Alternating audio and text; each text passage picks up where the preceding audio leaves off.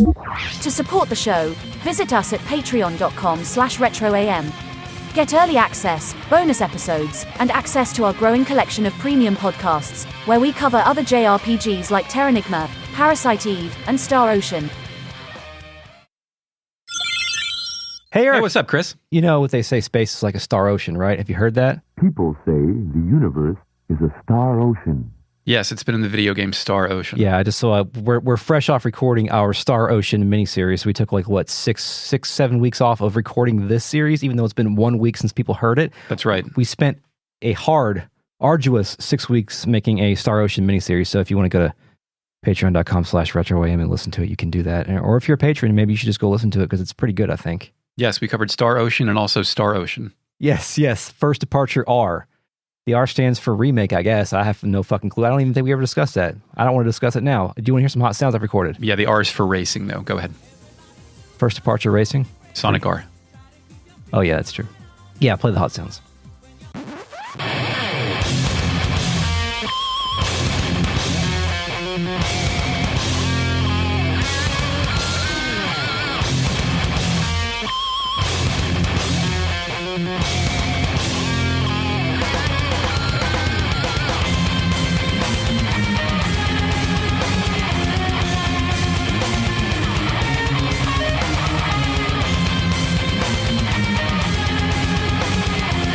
Welcome to Retrograde Amnesia, a comprehensive podcast where we discuss classic Japanese RPGs, chapter by chapter, beat by beat. Welcome to Disc 3 of Final Fantasy VIII. This time we're installing some additional lore in our teenage brains before we go do more crimes. My name is Chris. I'm joined by Eric. Hey, Eric. What's up, Chris? Got a teenage adult brain here. It's time travel. It's crazy that I've related with Squall more as an adult than I did as a teenager. I'm one step ahead of his thoughts every single time. It's almost wild. like you've been exposed to like 4 times as much media, and you can critically digest and evaluate information at a rapid clip since more things have happened to you and your life experiences have increased and you've watched 40 times the anime. Or maybe I'm just sad. Yeah, that's true. And you're conscious of it. Yeah. My name's Chris. Did I say that? You did. Okay, he's Eric. We're also already joined. said that. Yep, cool. We're also joined by the Real Net, a collective of patrons who are listening to us record live. Hello. Hi. You too can join this conversation by going to patreon.com/retroam, giving us at least $1 and connecting your Discord account. Thanks. Thank you for patrons for making the Real Net a thing. I think, how many podcasts have we had where there have been no Real Net comments? Like one, maybe? Recently, some of the Star Ocean ones we did at like 4 o'clock on a Tuesday or something. Yeah, there were some weird ones when we did at weird times, but that's about it. So we're also joined thanks. by the Fake Net, our post-production AI companion, who has been added as a recruitable party member in Star Ocean First Departure R. Initializing fake net.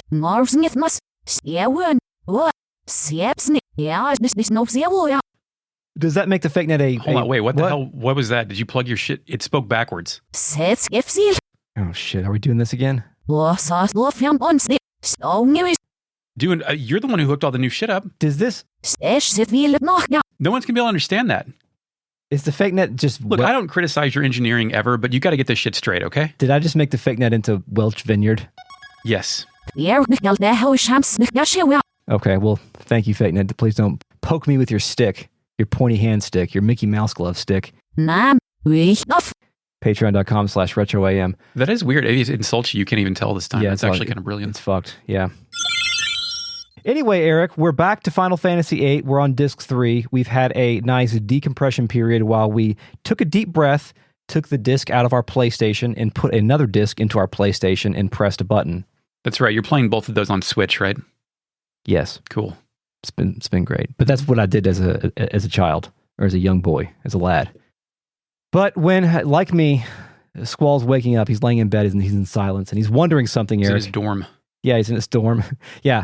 I did spend a couple years living in a dorm, and most of the time when I woke up laying in bed in silence, the first thing I wondered was, is it over? Because that's what Squall's wondering when he first wakes up at the end of this disc. Your dorm that you had a 5.1 surround sound system in. Yeah, and can we, like, just for posterity or for the sake of us having a conversation about this video game, can we have a discussion about what it is?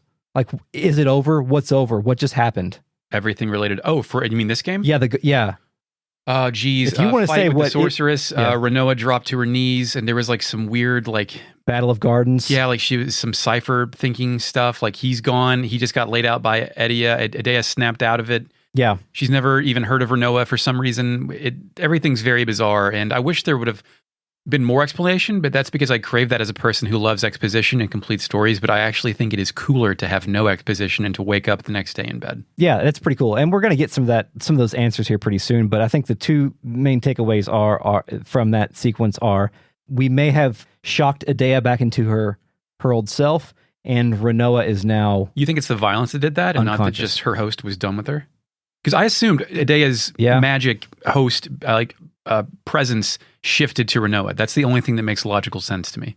That's kind of what we thought happened, I think, at the end of the last episode. But I don't know if that's I don't know what's the chicken and what's the egg there. Like, did that happen because, did the presence shift because we weakened the Edea body, or did the presence shift because it needed that was our second time beating up a sorceress, but we'd leveled up since then. We have several more guardian forces. Revine was on our team. So Succession of Wishes, Fidos, Lusect, Nidos, Fido, Sect. Anyway, Squall's wondering what's happening here, and he begins to think about Rinoa. He wonders what happened to her, then he stands up, then it fades to black. And where do we go next? We're in the infirmary. Katawaki's office. Yes, the curtains, they're still curtaining, blowing. Yeah, Rinoa's passed out. I thought it's on the Squall bed, but she's actually in the one to the left. Oh, really? Yeah, it's the different room. The drapes are still blowing with debris. I think it's the exact same bitmap or whatever, but it's just, she's in the next one. She's in the funeral pose.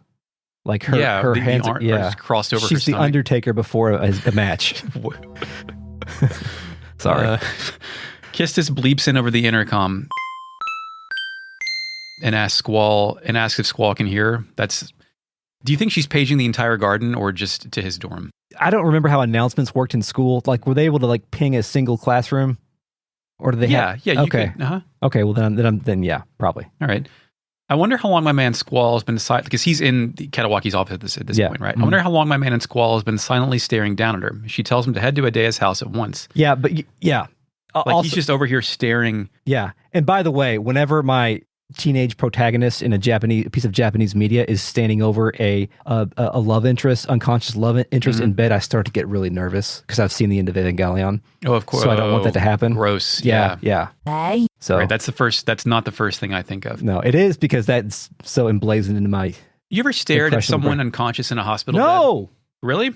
No. Man, I have. That shit sucks. Okay. I'm not going to ask you to elaborate. Not a love. I mean, not I know, romantic. I understand. It's still just like, ugh. Yeah. Anyway. Not good. I'm wondering, she says the sorceress Edea, Matron, is back at the orphanage. And I'm like, how'd she get there? Did Sid pick her up in a car he rented? Did she walk? It is nearby. Who collected the sorceress and deposited her as a non-threat at the orphanage? Oh, from the Galbadia garden. Yeah. Yeah, we didn't really get the aftermath. Did the zip line? What are they doing? Squall called in Team Z, the cleanup team, and they came and cleaned up the bodies and got the... It had to have been Sid, right? Yeah. Based on what we learned later, yeah. Eric, a weird thing to happen is when you're summoned to your babysitter's house just after you try to kill your babysitter. Has that ever happened to you? Usually when you bite them, your parents get mad and just say not to do it anymore. Yeah. So, anyway. Then we're in the garden, Balamb Garden Place. Yeah. What you do in your gardening? I'm a little bit upset that we didn't start to think about calling that gardening until episode 33 or whatever. Yeah, what the hell's wrong with us? I don't know. It's too much drasseling in our brains. I found the Weapons Monthly July issue at the training center. Really? Yeah. Oh, man. Tell me about Twin Lance, a gunblade made from 2 blades. Cool. Yeah. Did you make one? No, not yet. I haven't really made anything, as I'm always missing one critical material, and it seems like too much of a pain in the ass to go get it. There are some girls talking by the parking lot entrance, and they're wondering if someone is okay, and they say they'll go visit her later. Chris, is it Rinoa or one of the other students who was slaughtered in the conflict? Many students were slaughtered. You gotta think, the infirmary, it's just one person in there. Yeah. Are the rest just dead and with unmarked, a burial grave in the middle of S3rd continent? The only student we managed to save was Mark. You're welcome, Chris. Zell is shadowboxing by the library. He asks if Rinoa is still in a coma and tells Squall not to worry, she'll snap out of it at some point. So coma is the official designation here? I guess so, but I don't know if he said it yet, but isn't her body cold? When you're in coma, does your body get cold? I think not, because you're Fake net? Yeah, fake net, please. Initializing fake net.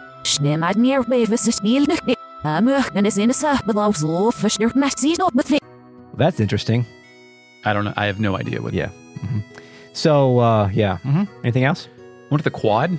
Yeah? There's a new screen. If you go all the way to the left, Oh. you visit the rock that Rinoa was hanging onto. Oh, I didn't The get place that. started to fucking disintegrate. Then in the cafeteria, seed candidates, our seed boys that have the conversation, think they're pretty tough. One says word, and they thought it was at the end for them during the garden fight. They note that it wasn't training, that it was the real thing. Another says, yeah, there were lots of casualties from both sides, but we're still alive. Got a casualty both sides. Yes. Another says, yeah, we can do it. Then they realize they still aren't seeds, so they have to complain. They do enjoy complaining. Yes. This is my least favorite side quest, successive thing. In this Yeah, game. it's just a bunch of asshole kids. Bunch of dipshits. Yeah. And I really, at this point, want to take note of Shrep Groupie number 1, who's seated in his chair. No one I ever have known has sat in a chair like this. This is an audio medium, but look at how this dude is sitting down. Yeah. He looks like someone shot him in the head and posed the body. Yeah. Yeah. Imagine Squall rolling up to these guys, and literally every time he speaks to him, they tell Squall they want to fuck his teacher. Yeah. That's all they're focused on. Wow. It's true. I did something. Oh yeah, what'd you do? I went to go check on NORG. Oh dear. Did you go check on NORG? No, I didn't. I assumed he's done. He's out. Oh, he is out, but I went Escape down there pod. anyway. What'd you find? And there's 2 shumis down there. Oh really? Yeah. They're there to clean up their shit, I guess. I didn't know that. That's cool. What'd they say? So they both have the same name, I guess, because they both have the same occupation. They're Derek. Yes, they're both Derek's. Derek's the wise. No, they're both called Traveler. Traveler says that they are pleased to meet us. Says, quote, NORG was one of us. We came to apologize on behalf of our village for NORG's actions. The other Shumi is also named Traveler, as I mentioned. This one says, I see that humans do not transform when their hearts become corrupt. Our appearances change according to what's in our hearts. Perhaps we were not meant to leave our village. Look what happened to NORG, the sorry motherfucker. Tell the Shumis to play Fable 2. Yeah. Both of these Shumis will play cards with you too, by the way. Okay. And they'll want to use Balamb rules. I desperately want all the Shumis to have Shumi Villager cards. Yeah, I think they all do. That's it? They play 5 of those? That's it? No. That's it down there, but it makes me desperately wish there was more Shumi stuff in this game, because we had a good time in Shumi Village. I wish that NORG had to do some kind of ritual suicide thing and you could go find the corpse dashed on a rock somewhere at the Cape of Good Hope. Well, he's still in the fucking egg thing. I don't think it's glowing anymore. He's still in there? So he's just hibernating in his shame? I guess. It's hard to parse it out, but anyway. Find some fanfic on the fate of Norb. Yeah. At the bridge, Kista says Matron's back at the house. Again, thank you. Library, update on the Zell quest. Yeah, I didn't get anything. I tried to do this. Maybe I missed a piece. The guy at the front counter says no one's here and wants to leave a note to check out a book. And this is where you're supposed to be able to finish the Zell quest on disc 3, but I went back here a million times with and without Zell and I couldn't. Yeah, same here. I feel like I missed something even though I was very careful to check in with all of these. Yeah, I got pretty much the same thing. There is some chatter in the library about there's a really important book here and we can't find it. I don't know if that leads to anything or not. Or maybe that's the weapons magazine or something that's in the that's or the Girl Next Door magazine. Yeah. I go to the infirmary. When I walk in, Katawaki says to be a deer and take care of things until she gets back and she fucks off. There's no adults in charge anymore? No, there's just... Rinoa's not even hooked up to anything. An IV bag or a feeding tube or something. I think she's dead, Eric. Her body's cold. Coma, Chris. Her body's cold. Will they not have heartbeat technology? She's got to be... You can't Phoenix down people from a rotting corpse position. True. Squall says he can't see anything. He can just watch, which is extremely cool. Yeah. That's all I've got for the garden before we go to Matron's house. Let's go to Matron's house. Truth plays. We get a new shot of the outside facade. Irvin and Selfie stand at the side of the steps sentries. What are the soldiers what are those called? They're called sentries. Sentries? Yeah. Okay. So great. you have Irvine and who? Selfie? Irvine and Selfie they're already there. They're standing there. My party is Kistis and Zell. Okay, so I have Kistis and Irvine are already there because I have Selfie in my party, so okay. The barn door off to the right is broken off. It's cloudy, but the sun is punching through a hole in the right. This place looks like shit and it's crumbling, and I wonder, did it always look this way, or is this a new decrepit thing in the past 17, 16, 15 years? I think it is, because it was much more put together before when we were able to exist in the flashback. Chris, does Roman architecture always have to look like ruins because that's the only way anyone who's currently alive has ever seen it? Yeah, I think you're right. Yeah. Ding. We enter the door. The right wall is blown out, but it showcases that a spot in the clouds where the sun is casting a bit of rays of light on this one area. Mm-hmm. Then who walks in? Fucking Sid pops out of nowhere. He just looks at me. he doesn't say anything. You have to approach him and talk to him. So at this point, I put my controller down to get ready to start typing. Yeah. And Sid just fucking stares into my eyes. It's very uncomfortable, especially because his face has way more polygons than he did in 1998. This is very unsettling. Yeah. He thanks us for our hard work and then laughs. He then says, "Are you angry with me? Haha, I don't blame you. Yeah. All I do is talk big, but in times of trouble, I run away. I was in a no-win situation. Your defeat would be the end of you. Your victory would mean losing my wife. I just couldn't bear to face either outcome. I don't care about myself, but please forgive Edea." He then fucks off. Yeah, and it's it's funny because he fucks off because he just put Squall in charge of all of this and ran away, and it's especially in that first scene where he just looks at you and then he walks away before he starts his spiel. It's like, dude, you just put me in charge of all of this stuff, and all you're gonna do is look at me and walk away. He's an awful teacher. Yes. What's the worst teacher you've ever had? Fuck, I don't know if I can answer that question. I don't know. Mine was Mr. Clausing, my principal, who I liked, but then they sent him away to gay conversion camp, and he came back and he was a very mean person. They sent him to gay conversion camp? Yeah. He was the principal of my first elementary school. Oh my God, that's horrible. Yes. So I don't blame him for acting poorly when he came back, but gosh, he was mean. There's something gold on the ground. Who's they, by the way? Who's they in the story? Who sent him to the conversion therapy, which should be illegal? My pastor, who was later convicted of in the 70s and died in jail. Okay. Okay, you asked. I wasn't prepared to say that part. But No, I just wanted to make. I just wanted to be clear on who they was. Who sent, the archdiocese. Who sent the arch? Okay. Yeah, allegedly parody in Minecraft. Did they ever outlaw conversion therapy in the state? I don't think they did. I think it was. I don't think they did, but a lot of places call it something different now instead. Fine. Yeah. Okay. Anyway, Like that sucks. counseling. Anyway, vote in your local elections. There's something gold on the ground. I can't tell what it is, but it doesn't look like part of the pre-rendered background. I can't pick it up. Shit. Never mind. It's a Timber Maniacs. Oh, a Timber Maniacs in here? Yeah, Shit. I know. I could probably go back and get it. Don't worry. We'll hear all about them at some point. Yes. There's a Kuraga draw point in the basement. Is this new? I guess. There's a china cabinet with the doors busted open, but all the shit inside looks like it's still there. I guess nobody washed these plates. Mm-hmm. I can't figure out where to go, but eventually I find my way outside of the beach. Yeah. Sid and Edea are out here. The music now has seagulls and crashing beach waves. I capture that audio and then walk forward. Thanks. Edea still looks like Edea, wearing her Edea outfit. Yeah, I was wondering why she hasn't changed out of her sorceress gear. Yeah, I want to see her in like a pantsuit. Yeah, like I feel like the sorceress getup was part of the illusion. Yeah, it's imposing. It Yeah. strikes fear into the hearts of men. Yeah. She doesn't even still be wearing this shit. Yeah. Like, But- where's her seed uniform? I mean, look man? how her husband's dressed after all. She needs to like dress down to his level. Yeah. Meet him at the same height. I mean, you can dress however you want, by the way. I'm This just is true, saying if yeah, you've got a whatever you boat want. steering wheel on your back, you might want to take it off so you don't scare your children. yeah, and she jingles all the time like a cat with a collar. Yeah. I don't know. It just would have been beneficial for this moment of forgiveness, I think. She says, "My children, please forgive me. I Yeah. raised you as my own, yet still I," and Squall cuts her off, taking a step forward and says he feels the same way. Zell says they fought her too, knowing she was matron. Kista simply says her name. And to me, it's very funny that Selphie and Irvine are still outside during this. Yeah. Edea continues, saying she knows Seed cannot back out of a battle. Chris, is that true? I Is think anybody even paying us for this one?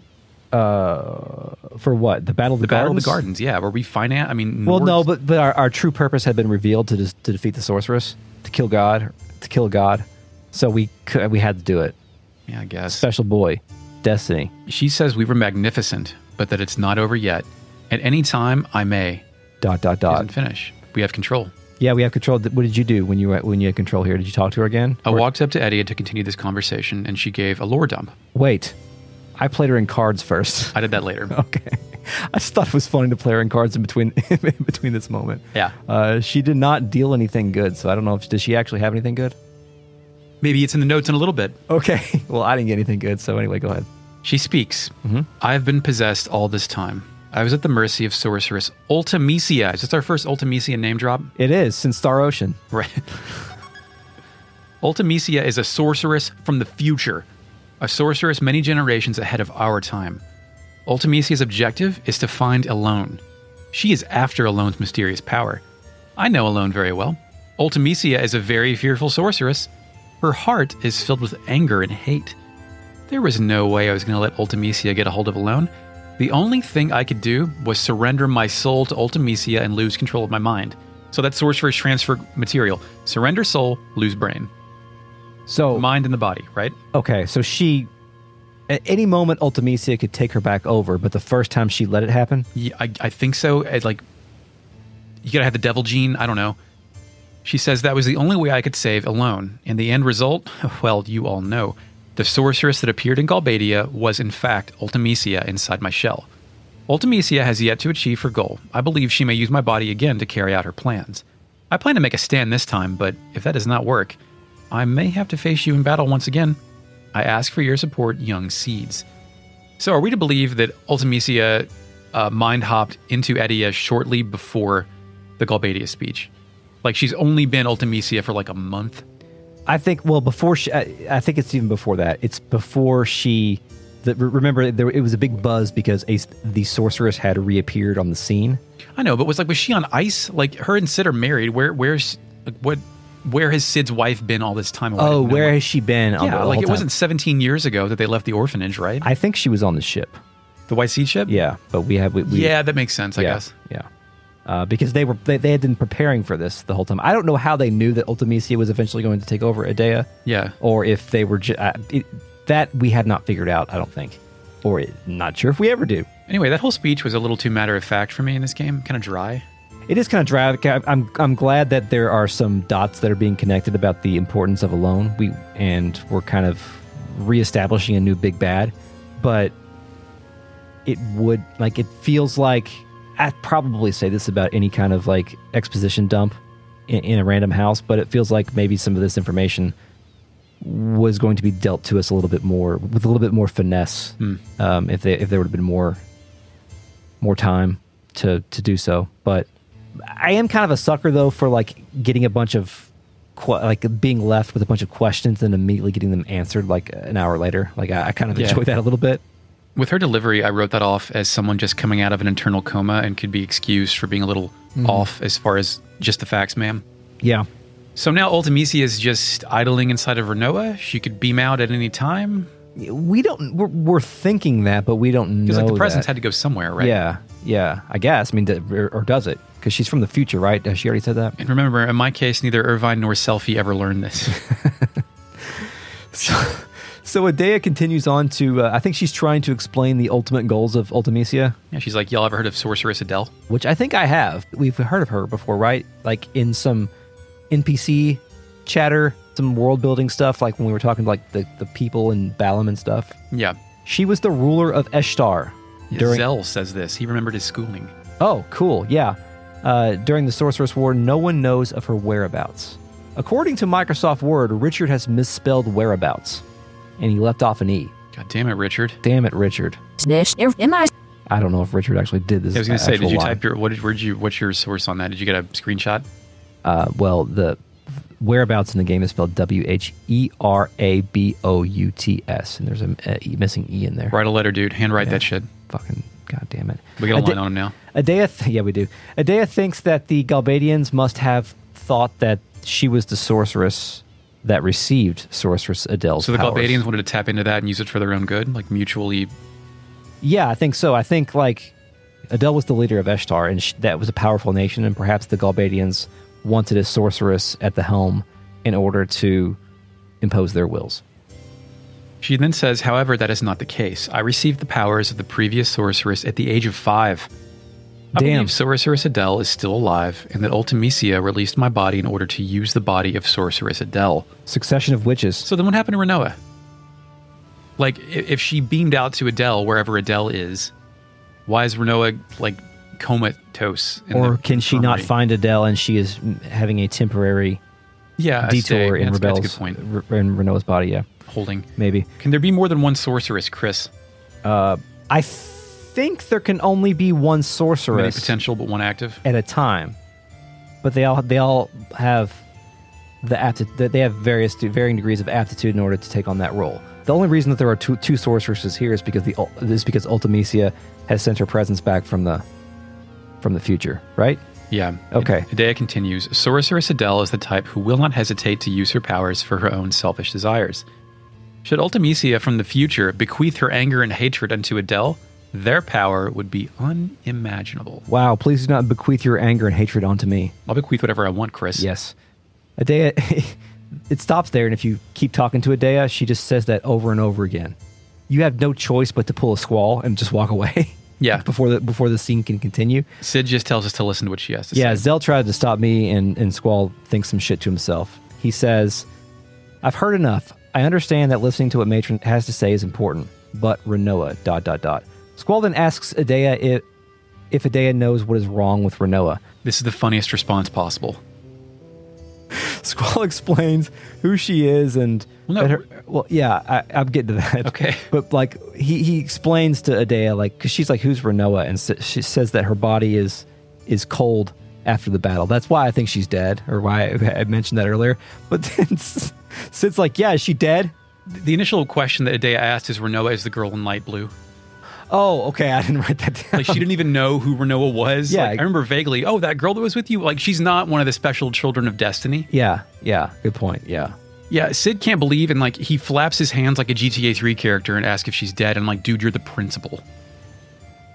Mm-hmm. Squall hero swipes, says no. Then Edea begs Squall's forgiveness, then says she doesn't think she can be of any help. Great. Yeah. Thank you. Mm-hmm. So I guess we have... Squall says all right, which is insane, because Edea has to know something about this and is very much not all right. Like, she's a major source of info, and all we've really gotten here is an explanation and an apology and no solution for anything. Yeah, I think that they're leaving one last mystery on this little tasty lore splurge that we're on right now. Like, there's got to be one more thing that left to figure out, so we can't figure out what the nature of Rinoa's condition is.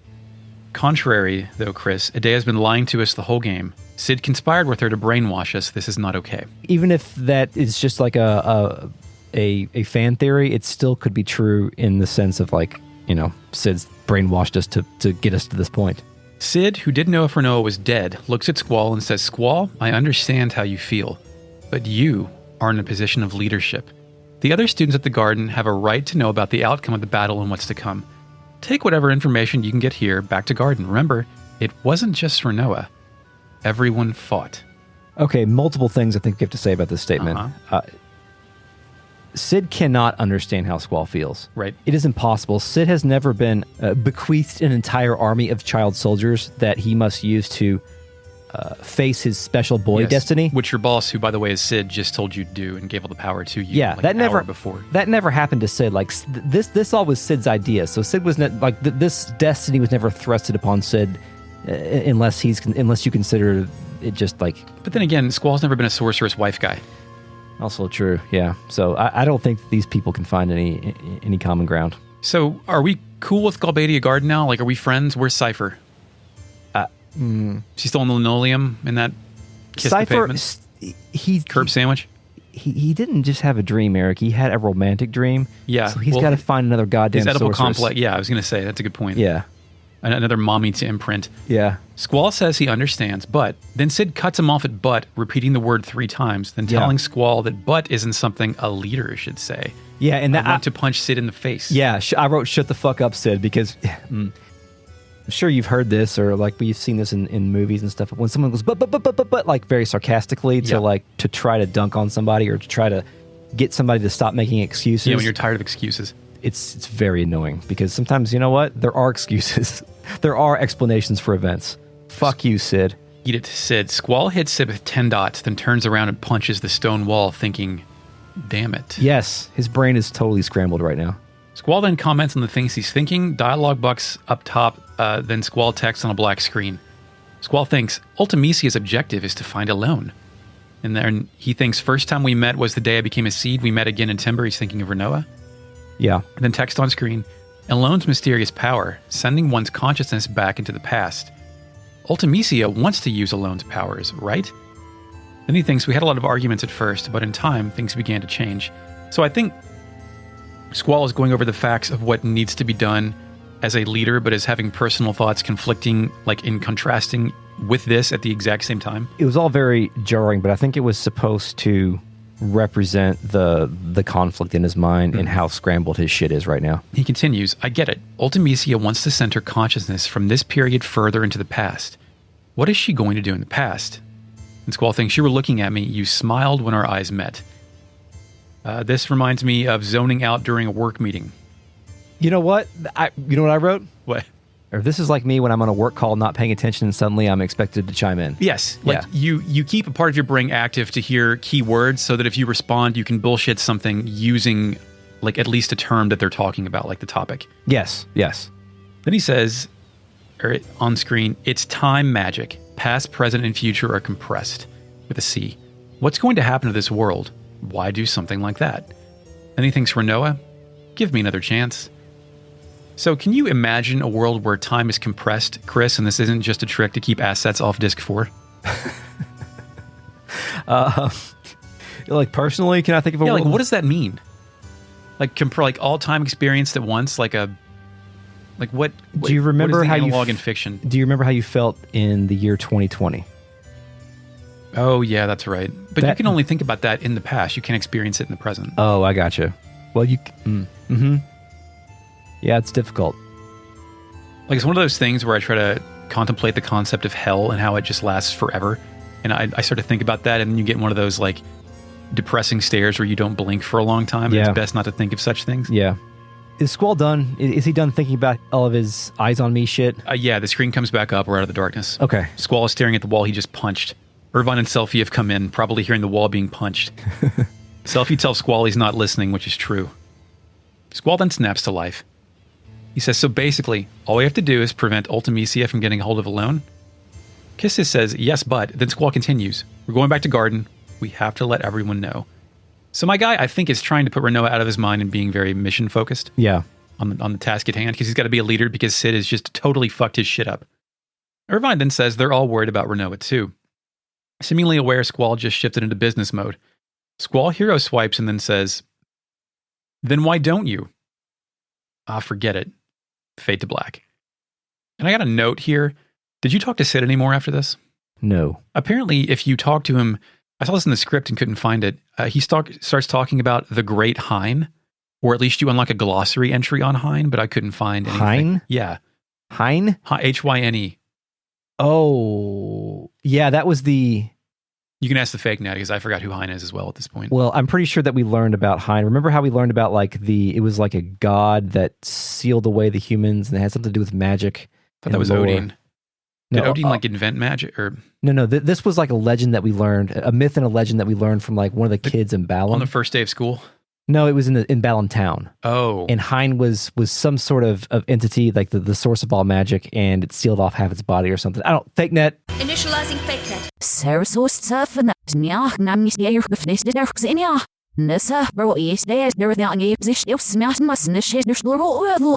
I think I was pretty close though. Yeah, well, I'm sure we won't know. Yes. So that shit gets plugged back in, right? Yeah, exactly. Now we're back in Balamb Garden. Balamb Garden plays. It does. Squall is wrapping up his speech / update. Yeah. Saying that our task at hand is to find Ellone and then deal with Ultimecia. I'm sure this is going over well with all the students. Like, what the fuck is Ultimecia? Do you think Squall is respected or feared by the remaining seeds? Well, if you think back to the Battle of the Gardens, he was shocked to find out how respected he actually was. Yeah, but even there, he gave some orders, fought a guy on a mobile personal helicopter from Metal Gear Solid 3, ran in the battlefield with his girlfriend. Yeah, but I think it's his vibe.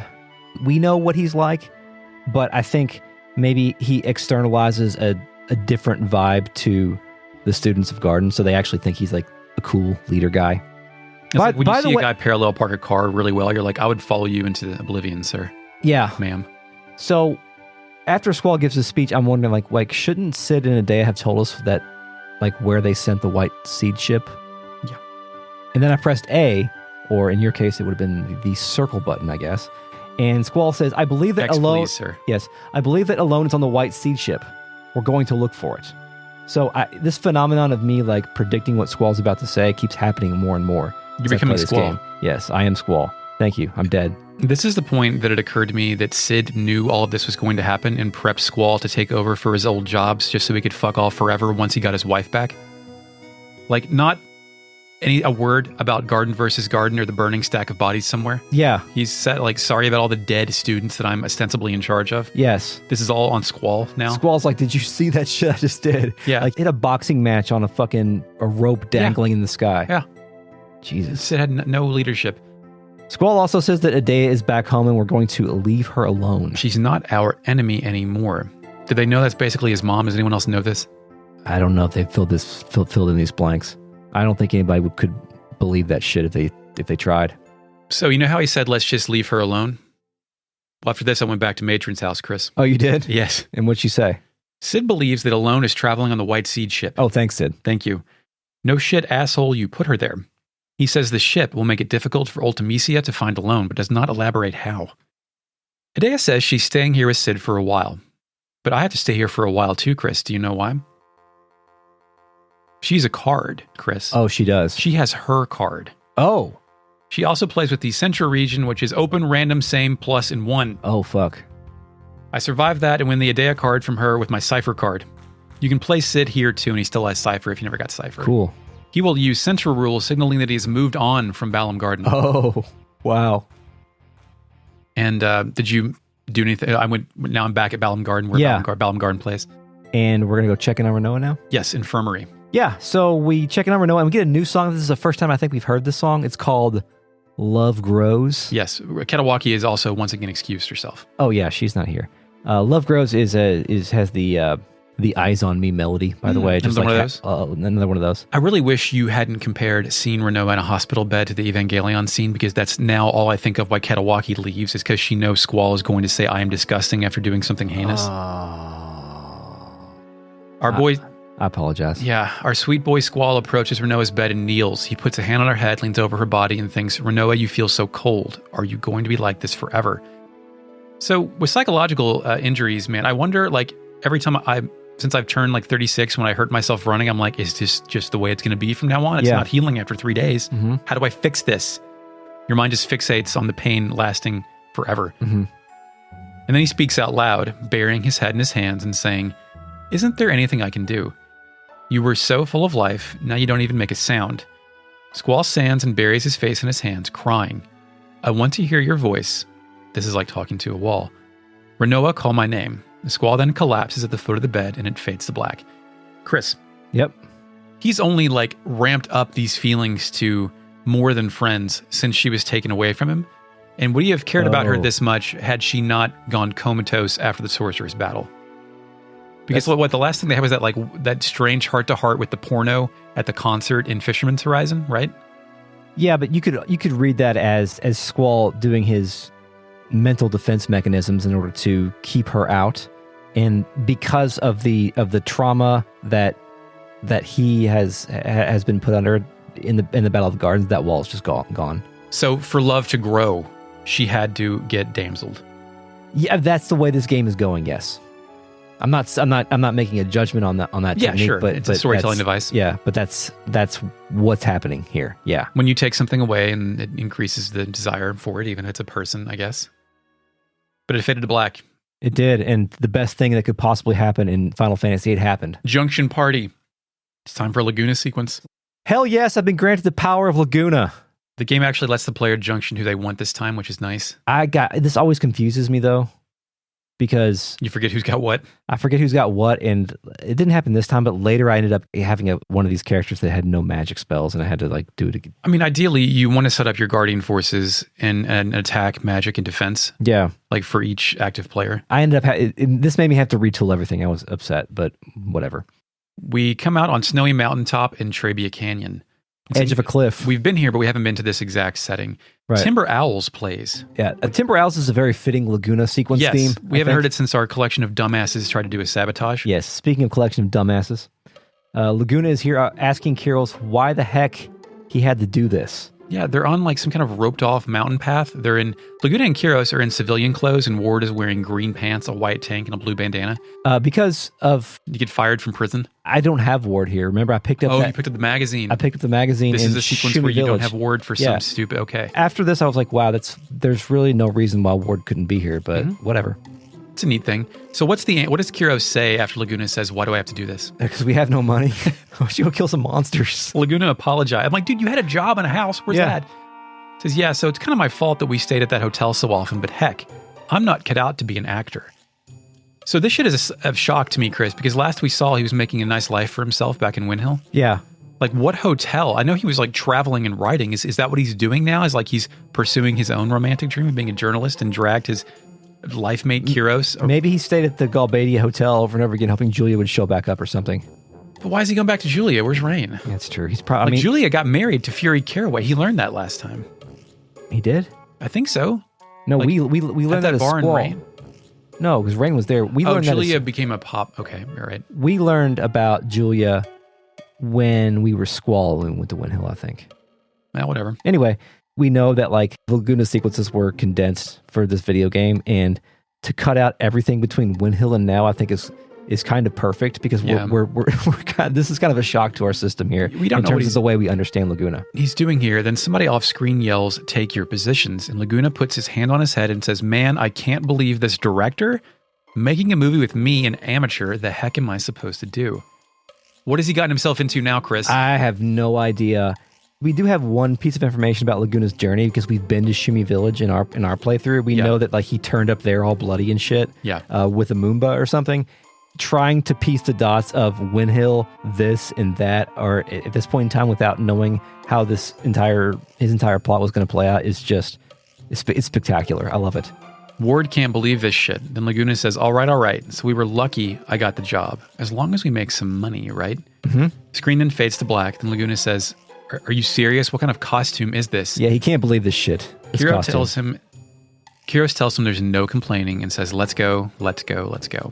Yeah, and then when it fades back in, Laguna's fucking dressed like Steiner. Yes. They're on some craggy mountain still, by the way. Yeah, the camera angle has changed. Let this sink in, Eric. The director's wearing a tank top. Why is he doing that? He's one of those like 22-year-old first-time directors, but he's got like 10 music videos under his belt, so he's got a vision. You know how we can also tell that he is one of those guys? What? He's the director and he's holding the camera. Oh, yeah. Yeah. He's got to save money. Yeah, this is... Kevin Smith is filming Clerks right now. At the bottom of the cliff is a lady in, I think, Julia clothes. In the middle, in a white tank, is a guy with a camera. What I assume is Laguna rolls around the side of the cliff in a full suit of armor. Yeah. The director then turns to the actress and tells Laguna she's the co-star playing the part of the sorceress. Cool. Not Julia. Yeah. Co-star, which is her name, then raises her hand and says, nice to meet you. All the good movies have the actors meeting for the first time in the movie. The director then states all they need is someone to play the dragon. Just then, Kiros and Ward walk around the corner. Oh, perfect, the director says. Hey, you two back there, I'm kind of in a squeeze here. The guy playing the dragon is sick. Do you think you could put on the dragon costume and just kind of walk down there? I'll pay you. So for you, they didn't shove Kiros and Ward in it. It was just Kiros? Kiros was the only one conscripted to be the dragon in this case. Kiros is like, fuck it, sure. He and Ward then face each other, nod, and walk away. The director commands everyone else to be on standby. The actress, Laguna, and the director then walk south off-screen. Then there's a wild off-screen noise. Yeah, it's a roar of some sort. Yeah. Kiros screams and it fades to black. Screen comes back up and all the music fades. Yep. We're at yet another part of this dirty mountain path. We're about to start the movie. Here we go. Scene 12, Death of the Sorceress. Then the song Slideshow Part 1 plays. Yeah. It's got the rickety film camera thing to it, and it's got a very... Are you familiar with the tune from Final Fantasy VI, Spinach Rag? The auction house one? No, give me 5 seconds of that.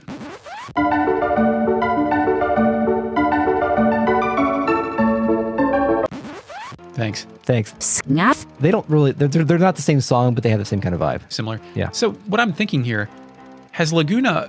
Is this a reenactment of the Sorceress War? Like, has Laguna done some shit where he's killed a sorceress that we don't know about and he's John Wilkes Boothing it by, like, starring in a play about himself? I don't think so. Because remember, he referred to himself as an amateur. Robert Ford, not John Wilkes Booth. Yeah. I'm sorry. I think it's a complete mystery about how they got wrapped up into this shit. Yeah, like, it's just a classic Laguna jape. He's got a machine gun. He should be able to use that to get a job to do something with that machine gun. He's the man with the machine gun. He has his own music. Yeah. Sorceress then says, "Oh, Sir Knight, save me from the wicked dragon." Laguna, who is also Laguna, says, "Oh, okay, I'll save you from the dragon." He's doing a bad job, Eric. Of course he sucks at acting. Yeah. Then he thinks, darn it, I'm getting all nervous here. And what's with this gunblade? Ooh, gunblade. Haven't used one of these since training, kind of like this. He then swipes it around and cocks it as it points toward the sky. He does a pretty solid job of that, by the way. He looks cool doing that. Nice. As we know from Squall, this is not how to use one of these things.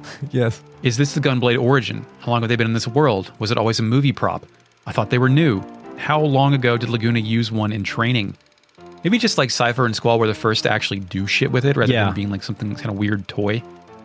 The director says this isn't bad, and he'll put in some voiceovers. He then motions for the dragon to come out. Nothing happens. He screams once again for the dragon to come out. What then comes out? A dragon, an actual ass red dragon. A ruby dragon saunters down the cliffside like an action figure. Yeah, Laguna thinks that Kyros, I guess Ward 2 in your case, is taking this kind of seriously. Yeah. The dragon lunges and snaps at Laguna. They realize that this fucking thing is the real fucking thing. But like Laguna acts well because he no-sells the lunge. He stands up brave to it. Yeah. He's not being brave on purpose. No, though. he thinks it's Kyros. Yes. He can't tell a real dragon from a costume. The director gets loose, as does the co-star. Yeah, the director didn't know if the costume was that big. Then we get the worst minigame ever, or maybe the best. I don't know. Yeah. We've got. Like he asked the director if it's real. The director says, "What am I doing? I'm getting out of here." Well, Sir Knight, it's all yours, then runs away. Yep. The sorceress stutters, also bids Sir Knight farewell. The music stops. The dragon roars. Laguna's concludes the dragon's not gonna let him go. He thinks about his gunblade. Then we get new music. Slideshow part 2. Oh, great. Yeah, the film sound. The also film here. is gone. No, it's gone now. In slideshow part 2, it's just pure like old-timey silent film music. The listener can decide, but I'm pretty sure. Okay. Yeah, so then we do this dumb minigame where we have to attack and defend. Yeah, it's block and attack, and there's like a 20-second input delay. Yeah, and it's really bad. It would be fine if the dragon only had one attack, that one where it lunges back, but it has like a fake out, a just frame or something where it like has one frame and it just hits you. It killed me. It's not. Yeah, it killed me like 7 times, but you can do this as many times as you want. Yeah, Laguna will say, I mean, you can choose to die, but then I'll say he's not finished yet and you can redo it. So if you choose to die, do you get game over? I think I didn't. Why would I choose to die? Yeah, I don't know.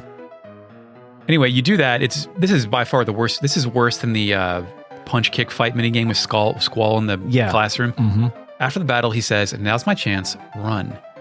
It transitions to a corridored section of the mountain. The dragon has followed Laguna. Laguna laments, "Darn. Stupid dragon. Where the heck are Kyros and Ward?" Kyros then appears out of nowhere. Like a ninja. Yes, asking if Laguna called him.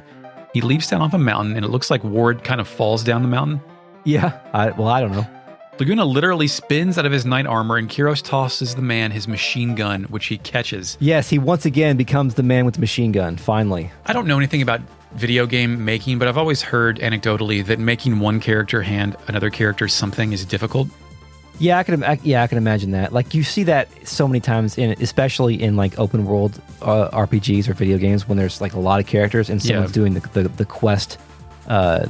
quest reward thing, and that kind of hand pass off is usually like below the frame. Yeah, a little bit. Yeah, or even if it does, it looks like they've got like sticky hands and they're just kind of slapping hands to trade it. Yeah. Mm-hmm. Laguna says it's time to kick some dragon, but it's like blankets. You can pick "Here we go" or "Hold on a sec." What'd you do? I knew that I fucked up the junction transfer stuff, so hold on a sec. I did hold on a second. I had to rejunction everything. And that's good because it also grants access to the back path and it's got a save point on it. Yes, that's true. With menus and stuff. I arrange my shit and then go boss fight the Ruby Dragon. The machine gun plays. It does. The first thing I did when I fought Ruby Dragon, what do you think? What do you think I did? You scanned it. Wrong. I used Alexander because it's my new buddy. We haven't used Alexander right? yet. Yeah, I haven't used it yet. Yeah. What did you have that sound? Yeah, they're loaded up. We already heard them. Why are you even asking me that? Initializing fake net.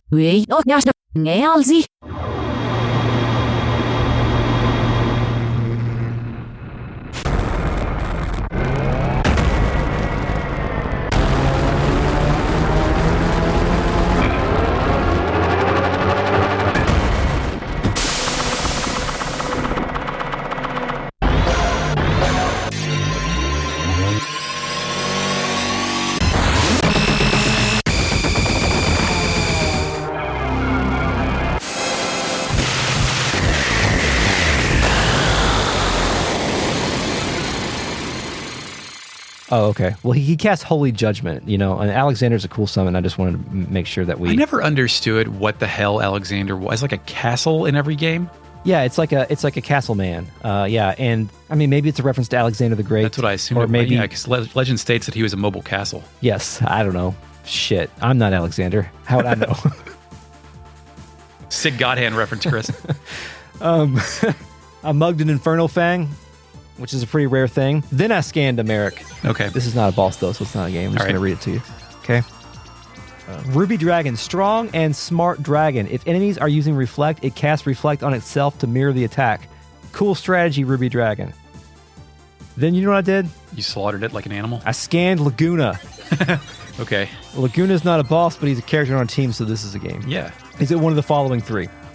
Is Laguna an energetic man with a big heart? Uses a machine gun. Fires bursts at enemies to help party members in danger. Number 2. An earnest fellow with a heart of gold. Uses automatic weapons. Gets cramps in certain situations. Or number 3.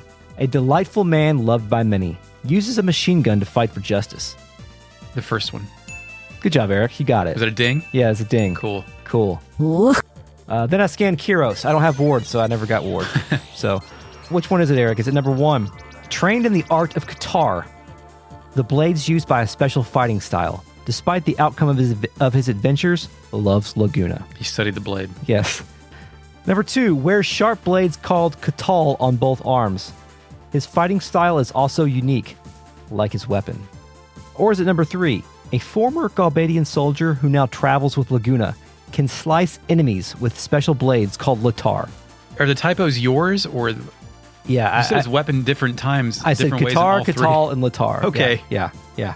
I don't know which one it actually is, which would really help this out right now. Yeah. The second one? Ding. Great. Good job. Actually, so I've always thought these weapons were called Qatar, Katar. Yeah. That's what they were called in the video game Ragnarok Online, at least. But in the scan, they were called Qatal, so I don't know if that was a translation mishap with the L and the R there. So they were called Baraka hands. Or, yeah. I should have just pulled a description of Baraka for one of these. Yes. But I decided to actually try to trick you, but I did not. I suck. So now I killed the dragon. Thanks. After the battle, Laguna and Kyros decide to get the fuck out of here because the dragons keep coming.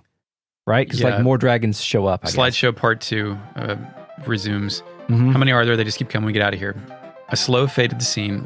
Laguna is grabbing his back. They're on the bend around a part of the mountain, and some kind of light tower is now blinking off to the east. Yeah, floating monolith is what I have here. Yeah. Mm-hmm. Laguna sees it and wonders what it is. It looks like a hovering lighthouse or a beacon or something. I have no idea.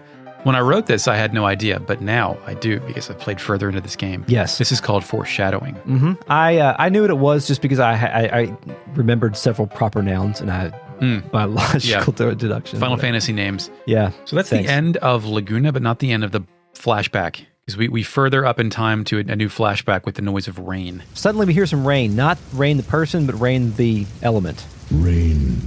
The weather. Someone is saying they can't disconnect. Squall can't figure out what's going on. Yeah, he says, what is this connect thing?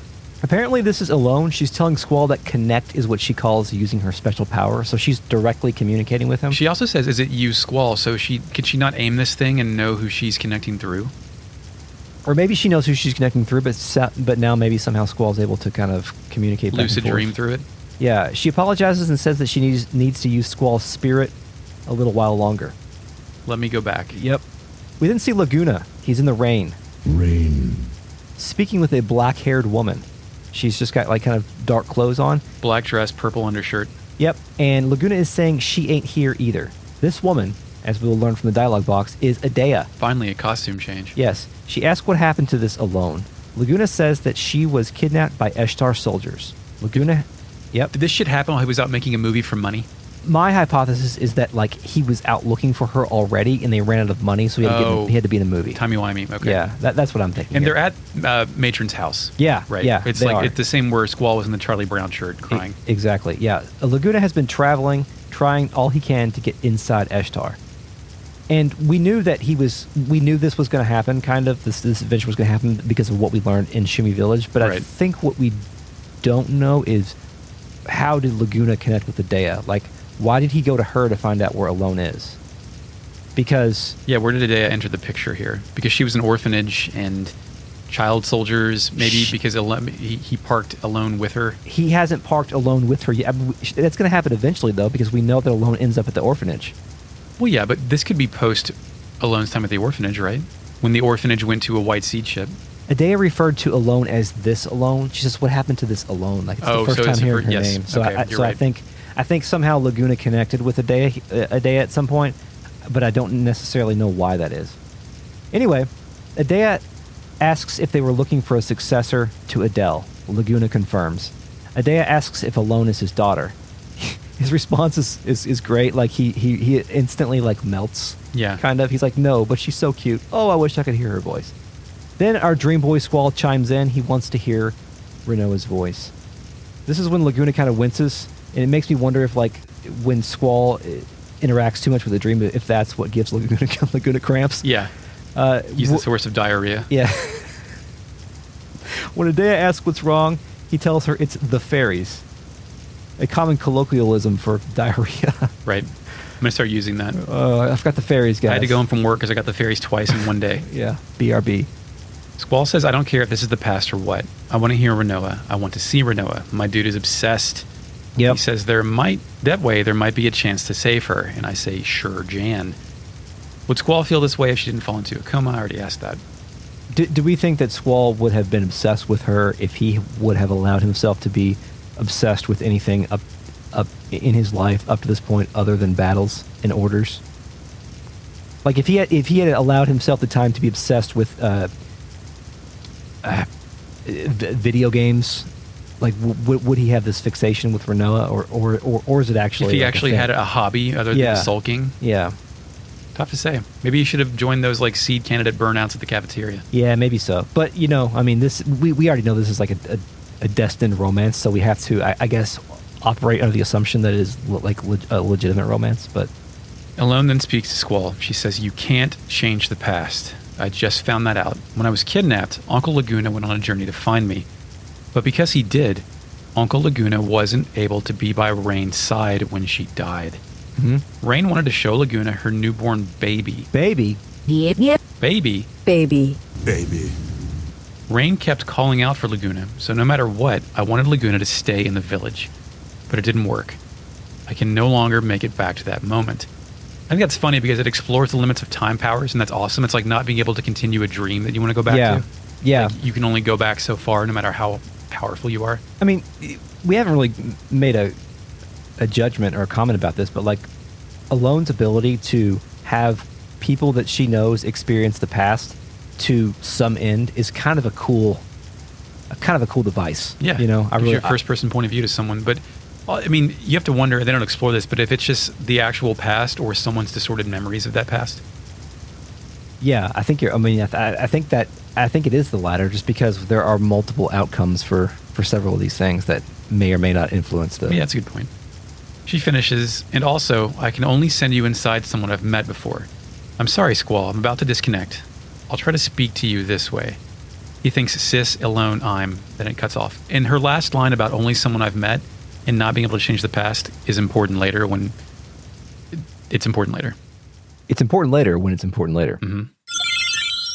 Let's consult the RealNet. Initializing RealNet. Shy Guy 32 says, "Broke. Rinoa is Ultimecia. Woke. Rinoa is the Undertaker."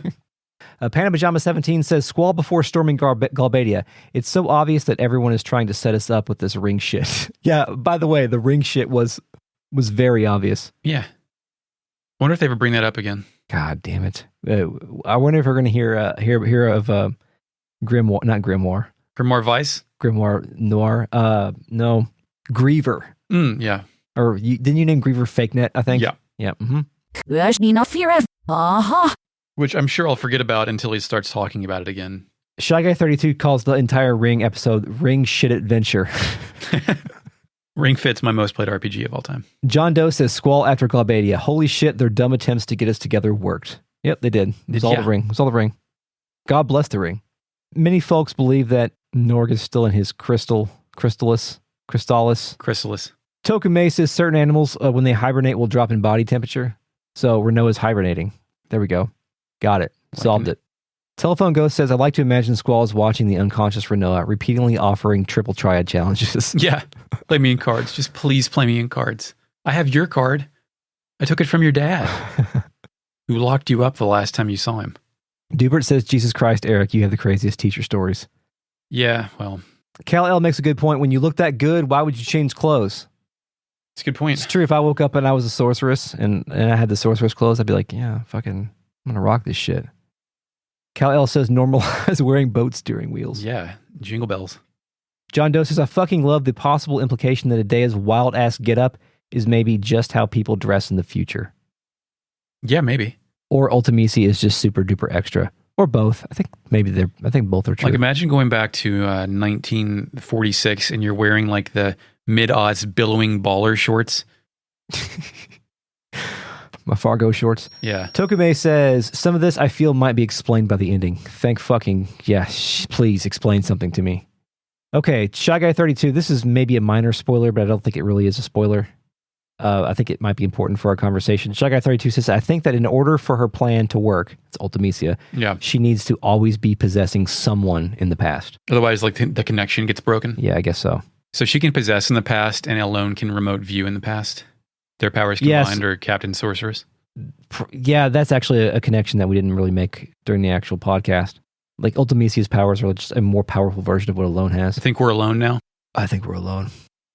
John Doe says, something I didn't notice till like maybe a few years ago is that Laguna does Cypher's victory pose when he was swinging that gunblade thing in the movie, meaning that Cypher saw this movie about a sorceress's night, meaning that Cypher got his romantic dream from Laguna's movie. That's really cool. That's fucked up. Wow. That's awesome. Yeah. I wonder if that is like the lore reason, or like in the flashback in Nibelheim, Cloud was supposed to have that, his victory pose just in that flashback, but it ended up carrying out throughout the whole game. Yeah. That's awesome. Yeah, I would much rather believe that than they reused animation. Fucking too much TV, man. Okay. Thank you, RealNet. Thank you all of our patrons for chiming in here. I'm going to read the outro now. Then we're going to record another podcast for those of you that might be want to stick around. This episode is a production of Retrograde Amnesia, recorded on November 12th, 2021. Thanks, Mark, for the music. You're welcome, Chris.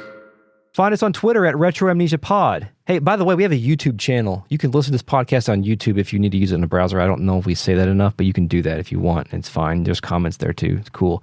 If you like us, tell a friend. Please consider supporting us on Patreon at patreon.com/retroam. Get early access, bonus episodes, miniseries, voting rights for our next series, and access to the RealNet on Discord. And you can send us an email, podcast@retrogradeamnesia.com. Till next time, Eric. Yes, we will kill the true sorceress.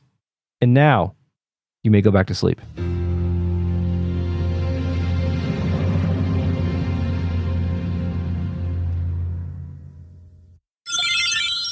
Tiffany made soup for the first time in I don't know, years, and I don't deal with soup very well. Yeah, I think it's well documented that you don't fuck with soup. I don't fuck with soup. I'm pretty sure that's like the last Xenogears episode we talked about that. It's a waste of everyone's time, and it's mostly grease, and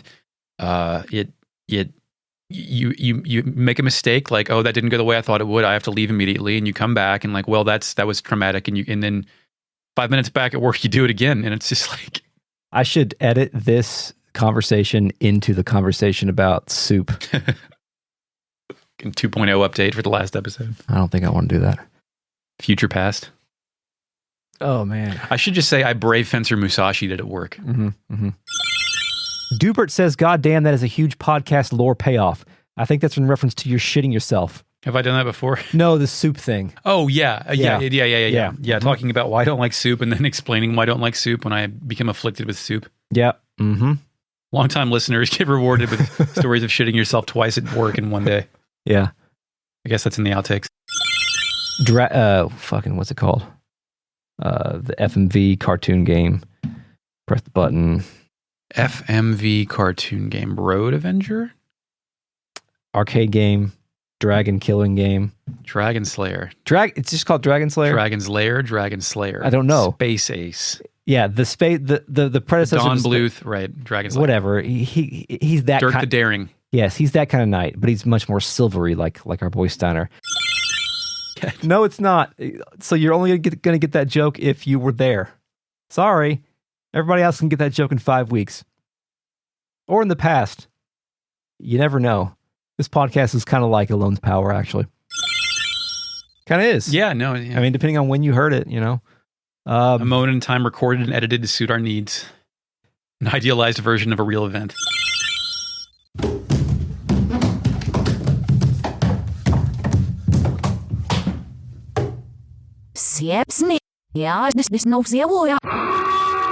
I always wanted to die. In space.